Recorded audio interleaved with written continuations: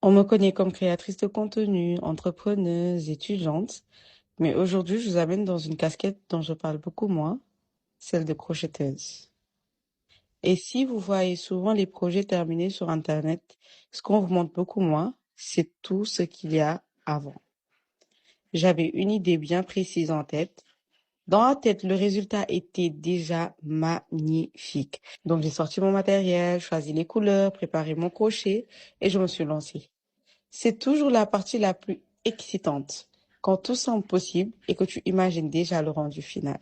Mais le crochet, c'est aussi beaucoup de patience. Rang après rang, maille après maille, en avançant toujours savoir si le résultat sera à la hauteur de ce qu'on avait imaginé.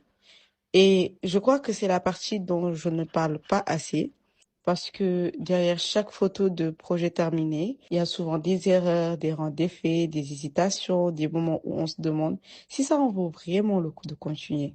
À ce stade-là, j'essayais encore de me convaincre que tout allait s'arranger, que les résultats finaux sauveraient le projet. Spoiler, la confiance était là, le talent, un peu moins. Plus j'avançais, plus je réalisais que ce n'était pas ce que j'avais imaginé. J'ai essayé de corriger, j'ai essayé d'insister, j'ai essayé de lui donner une seconde chance, mais parfois, être créatif, c'est aussi accepter qu'une idée ne fonctionne pas.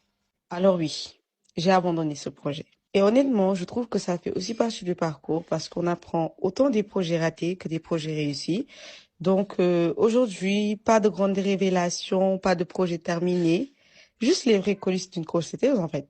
Une crocheteuse qui essaie, qui teste, qui se trompe et qui recommencera demain. Donc bienvenue dans cette casquette de ma vie.